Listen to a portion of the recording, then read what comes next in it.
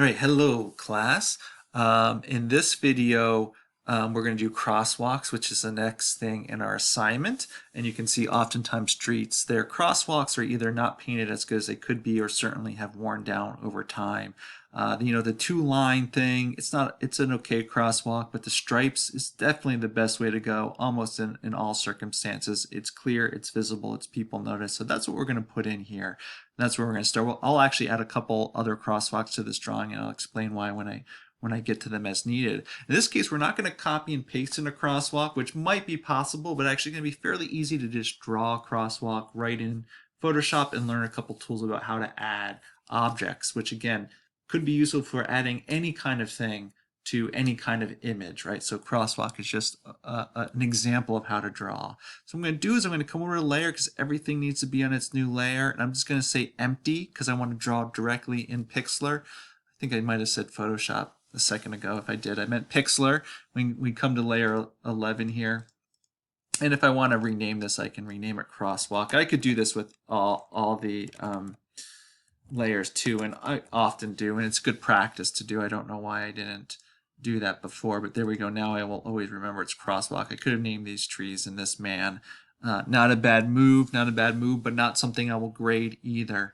Okay, so what I'm going to do is I'm going to show you how to draw using the fill command or the paint bucket command. I'm going to start by going to my rectangular marquee, and I'm going to draw just a rectangle up in the sky, just wherever I feel like is proportioned like a crosswalk, what feels like a crosswalk. It's not going to be the right scale, shape, size, or location. I just want, okay, this feels like 1 unit of crosswalk. You'll see what I mean as I go through. If you're not sure what I mean, you can watch the whole video and come back and then follow it step by step. What I'm going to do then is I'm going to come to my paint bucket tool, and when I click inside, it's going to paint it white. Or it should. I think I just over the sky and I can't see it. If I move it, let's see what happens if I move it. Yeah, it's white. I should have probably put it down here over the building so we could have seen it, and I will do that. The question is why it's white. The reason why it's white is because white is by default this front color here. Now that paint bucket tool will work with any color. If I click on it, I can select colors however I want, but white is definitely what I want in this case. So we'll keep it as white. So I drew the rectangle. I then paint bucketed inside after making a new layer. Now I'm going to draw just this weird crosswalk right across my screen to start. And to do that, I want a bunch of these, right? Because a crosswalk is made of a bunch of these stripes. So I'm going to right click over here and duplicate this. I can duplicate it more than I need to. You can see just right on top. So if I click and hold with my right arrow, if I hold, it'll just sort of hold down. And I want to have a little space between them just like that. I'm going to do the same thing, right click, duplicate layer, it put it there. I'm just going to come down and pull it down, making sure the spacing is about the same. I can use my arrows on my keyboard if I want to make small adjustments. And I'm going to do this a bunch more times. Sort of having nice alignment like that. No, I should not sing for you guys. Not at all. Okay. Let's do one more. I think this will be good. Good enough anyway. Okay. So what I'm going to do now is these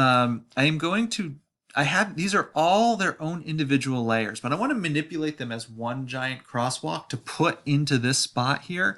So I'm going to make them one layer. And to do that, I'm going to right click over the top layer and just say merge down. And then I'm going to keep doing that until all my crosswalk elements are merged down. Just like this, one more merge. Now I've got one crosswalk layer, and we can see that if I, move around, we can see I just have one object here. Oop, I'm not sure. I got a white line here. I might have done something when I was fooling around to get that white line. Hopefully, you might not have that, but if I click off, oh yeah, okay, good. It's clicking off. I'm not sure what I put out there, but that's okay. It'll work perfectly fine.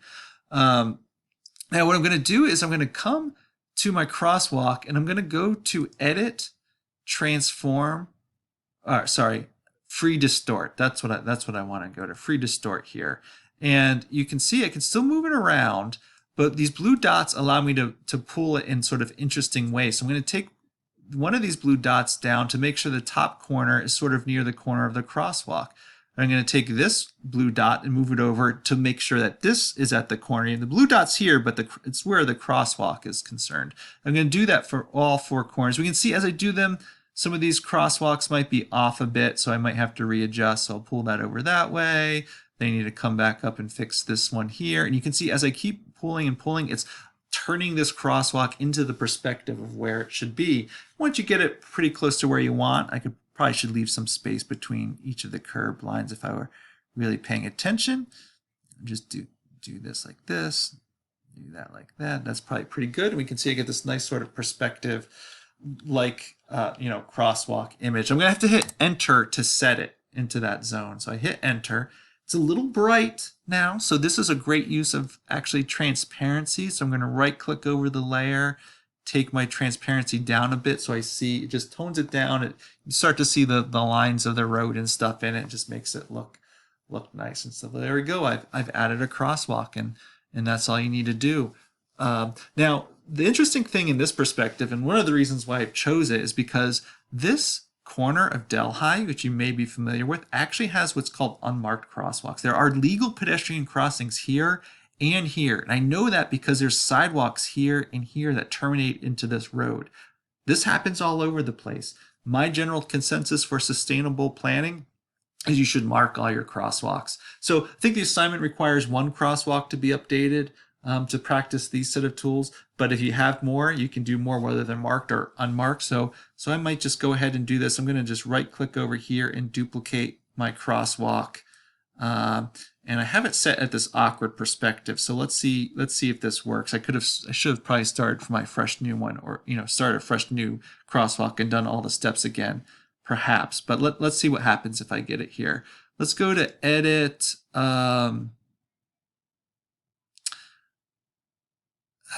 That's going to be, let's just go to free transform and see how, if I come over, I can rotate it and I can scale it simultaneously. So yeah, I might have to start this over again. Let's see. If I do it, it's almost getting there. It's gonna take some time maybe to get it here. I'm also going to have to end up distorting this thing again too, I believe. So let's get it close to where it needs to go. And I'll hit enter, and then I'm going to go back to edit, distort, which is going to allow me to pull the corners. So I think this might end up working here. A little awkward here. You can get it into perspective. It's going to have to come down this way a bit more. Just like that. Not too bad. It's not the greatest crosswalk I've ever made, but it's not the worst.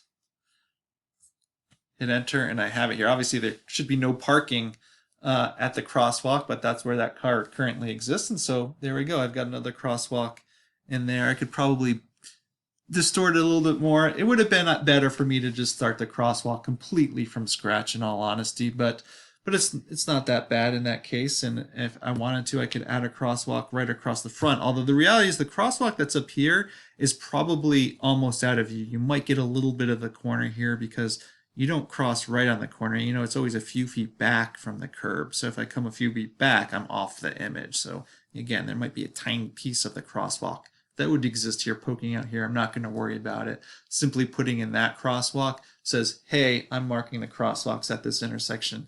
This is about pedestrians. This is a new thing. And quite honestly, if I was fully telling the story, not unlike some of the images that I've used throughout the lecture for this, I'd actually put people crossing right here to further get that point across. Now, I already did people, so you might need to go back and add them if you want to do that. But to tell the story that there's a new crosswalk here, that would be a great spot for a person. But we'll end this video at this point in time, and we'll move on to our next task.